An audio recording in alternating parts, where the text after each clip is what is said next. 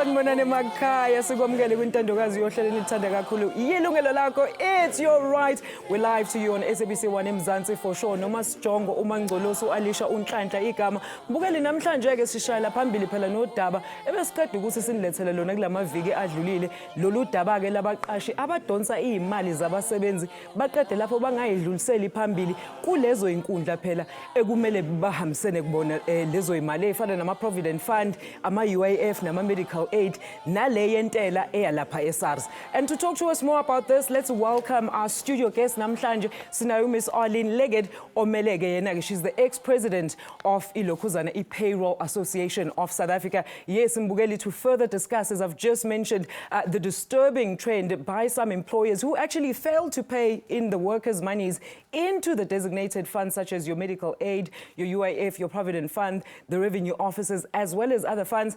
Once again, ladies and gentlemen, let's extend a very warm welcome. Miss Arlene, how are you doing this afternoon? I'm very well, thank you. I'm very well, thank you. Arlene, good. Look, let's talk about these deductions. I mean, who is guilty of these according to your research? Is it like across board? Is it private sector, public sector? You have a multitude of sinners, you really do. At the moment, we know in the news, and it's out there right now, is we've got the post office, we've got Denel, we've got a couple of the big guys who are not compliant, coming to the party, pretty much. We've just been through 2 very rough years, and what's happened in that is there's been a lot of, I think we've got cash flow problems. Exactly. We want to pay our staff, and then they're not actually carrying through and necessarily paying the funds that the money must go to. And the knock-on effect is substantial. When you're talking from an employee point of view. It can be massive. But I mean, let's talk about the legal implications of these, Arlene. I mean, what are some of the counterindications or the repercussions of some of those companies not actually paying forward those monies that they've actually deducted? So the repercussions are twofold. Okay, the primary repercussion obviously is the impact it has on your employees. And you mentioned earlier when we started is we're talking about provident fund, we're talking about medical aid. Substantially, that's one of the big ones that's going on at the moment. Failure of the post office to pay their medical aid. You as an employee are now in a position where potentially the medical aid goes, well, that's it. We haven't received money. We're not going to be doing this. We're not going to be covering your... And imagine rocking up at a hospital and you find out that the medical aid that has been deducted is actually not being paid. You have paid it. You know, you've made that payment. You have done that. But the medical aid is not seeing that side of it.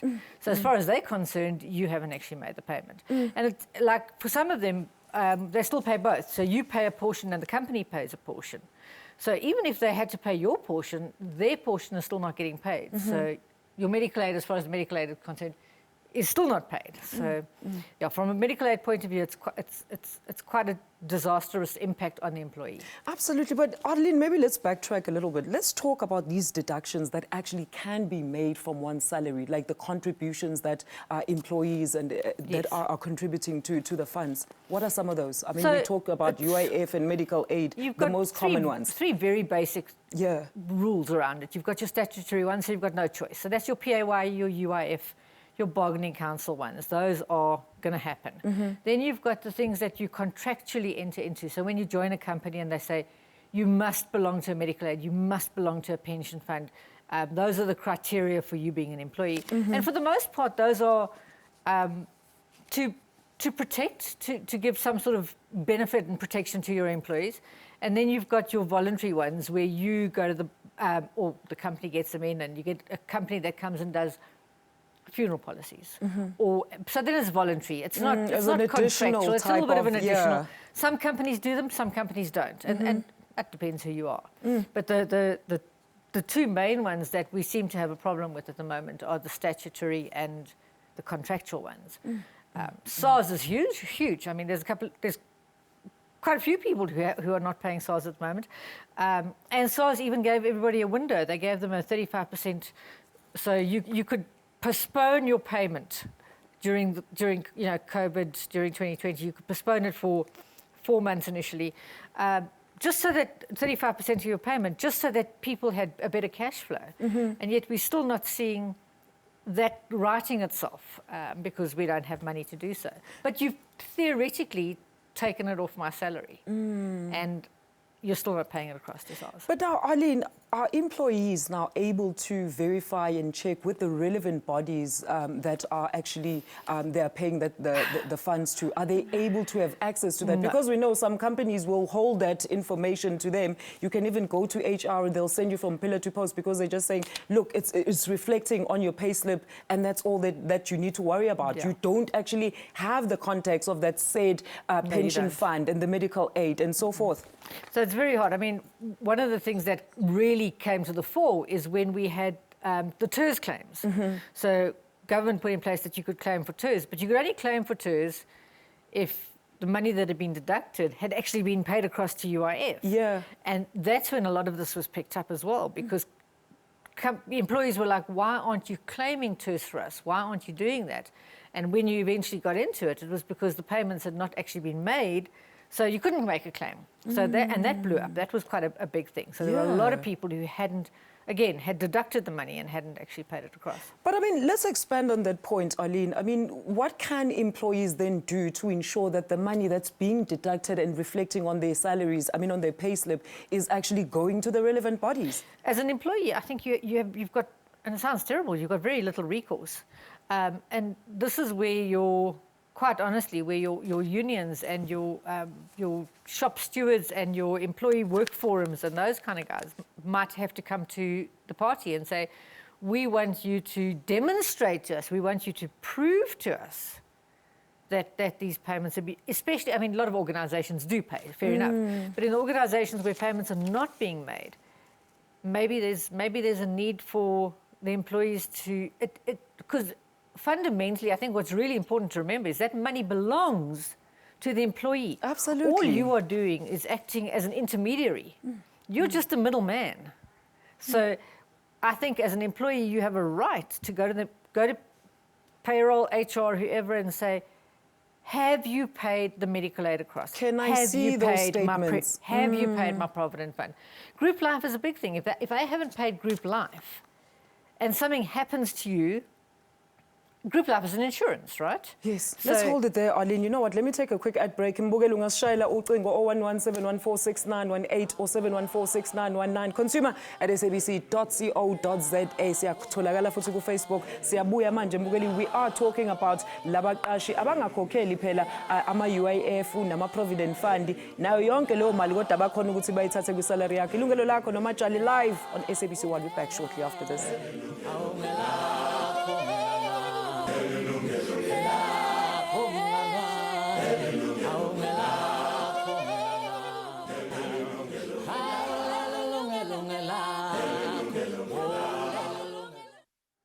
Mbukeli, welcome back. Uhlelo lethu ke Mbukeli luse u-30 minutes kodwa siyabuyela ke next week to an hour. Sisaqeda nje indaba zokhetho. Ungasishayela ucingo la e-studio 011-714-6918 or 714-6919. consumer@sabc.co.za. My guest today, Miss Arlene, the ex-president, of course, of the Payroll Association. Namhlanje Mbukeli sikhuluma ngalama deductions abawathathayo abaqashi benu baqede lapho bangawakhokheli bonke labantu abathi imali zenu ziya. All right, so Arlene, let's talk about this. Is withholding or non-payment to deducted monies by any employer actually lawful or it's illegal? Absolutely. It's illegal. It really constitutes fraud because, like I said, the money doesn't belong to the company. So they have absolutely no right to hold on to it. So can employees then report? Where can they go to report their employees if they do feel that they've been, aggrieved? So there are a couple of ways, and it depends what it is that they're not paying over. And I mean, quite frankly, you can go to SARS. You can say that the payment hasn't been done. You can go to the Department of Labour and say the UIF hasn't been paid.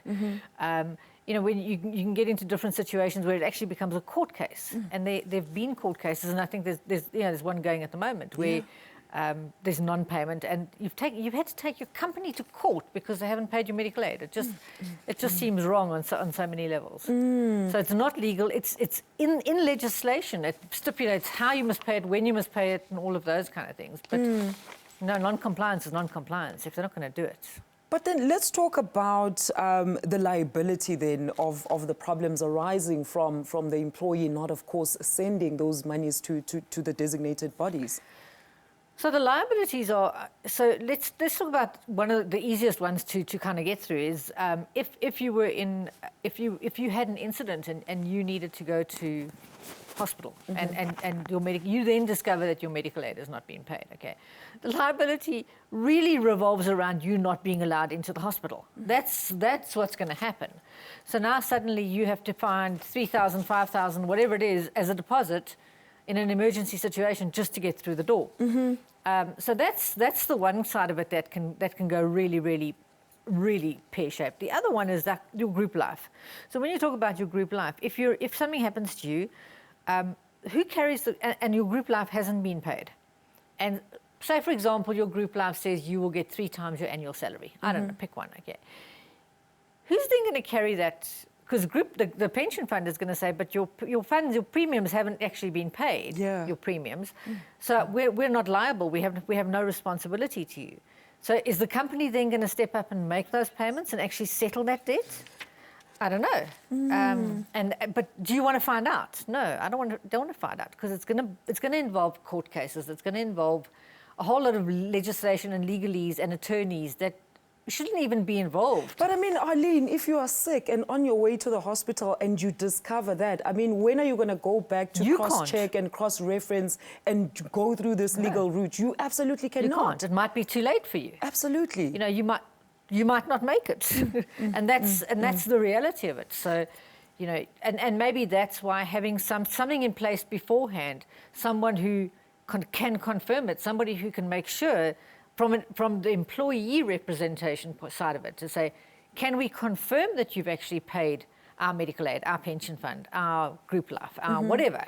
You know, SARS is another big thing, because I think what people don't understand is that from a legal point of view, the responsibility to pay tax is yours. As an individual, it's your responsibility.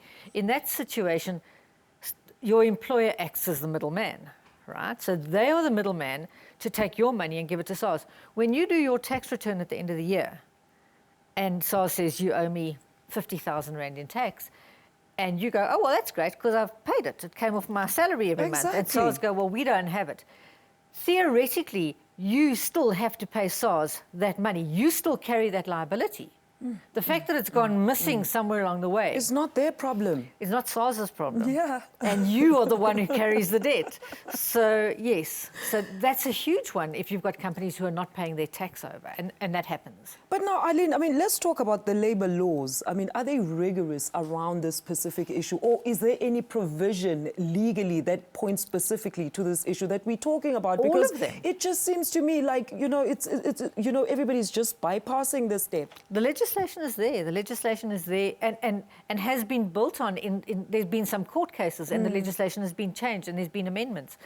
But how aware are people around these labour regulations? Employers, I cannot believe for one second that employers do not know that this is their they know that they have to pay it. Absolutely, they SARS should. is very specific. SARS is very specific. You've got 7 days after the end of the month to make your payment. If you don't make that payment, there's penalties. And that is your UIF and your tax together. So those are both those payments. You know, it's in the legislation that any money that is withheld from an employee has to be paid over to the third party. And so not knowing is not a good enough, not knowing is not, frankly, it's not a reason at all. Yeah. It's not an excuse, because everybody should know. And I do believe that they do know. I do know that they do know. They can't say they don't. Absolutely. Now, Arlene, I mean, while we're still there on the legal matters, have you ever heard of any cases or witnessed any cases of such nature that have actually been prosecuted and somebody won against the company or their employer? There have been a couple. I mean, at the moment, there's, like I said, there's one going on at the moment. There have been a few. There've been one or two that was a bit odd.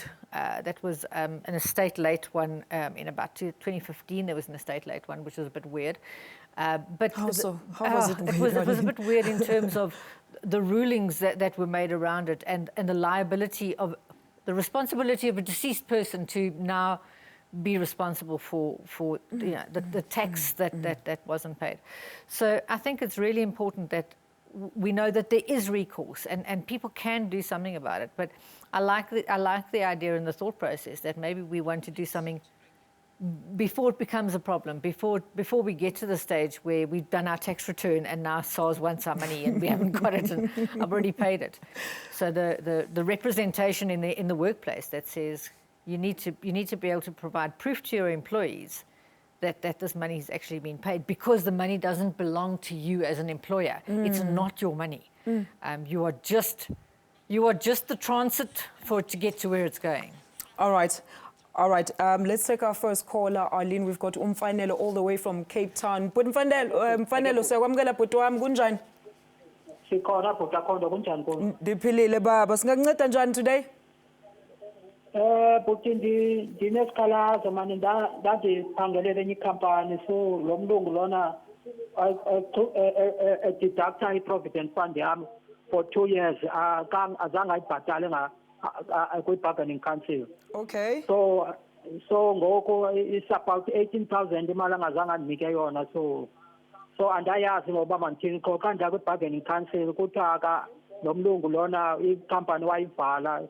Yeah, so banezitori ezininzi, so okay. All right, bhuti wami, ngicela uqhubeke ubuka umabonakude wakho bhuti wami. We're going to answer you after this break. Mbukeli nawe ungenza njengobhuti Mfanelo, 0117146918, alternatively 0117146919. Consumer at SABC.co.za. Umajali uyabo emva kwekhefu ungayindawo.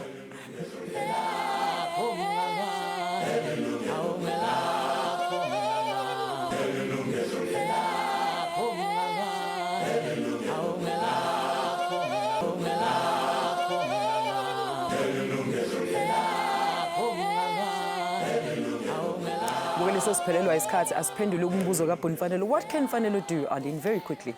It's going to sound terrible, but I'm going to say not too much. Anything that he wants to do is going to cost him money, you know, because it's going to involve lawyers. It's going to require a court case. He's in a situation. This company is shut down. So he's in a situation where you must remember that the directors of a company are liable for you know, those kind of things. So how did the company shut down? I mean, did they just close their doors and walk away? Have they actually shut the company down legally and closed it down? Any court case would require going after the directors of the company, you know, and that's going to cost him a fortune. But can the bargaining council help him, though? I mean, can people go to the bargaining council? Where can they go to get, you know, some sort of recourse? Department of Labour is probably your best route for recourse. Because, you know, they would be able to, depending on what it is that hasn't been paid over, they would definitely be able to point you in the right direction. All right, so Mfanelo bayasho-ke lapho bhuti wami ukuthi ungahamba uye e-Department of Labour uye ukuyobheka laphana ukuthi mhlampe icala lakho bangakusiza kanjani. Very quickly, Arlene, where can people just like try and familiarize themselves with these kind of deductions and who to talk to, particularly when you're working for a big company? So I think you have to know HR, you have to know the payroll department, you have to know what it is that they do and how they do it. And watch your pay slip as well and inquire about those deductions. Big thing. So, you know, I think employees don't understand that as much as the employer has to give them a pay slip, they are responsible for checking it, making sure it's right.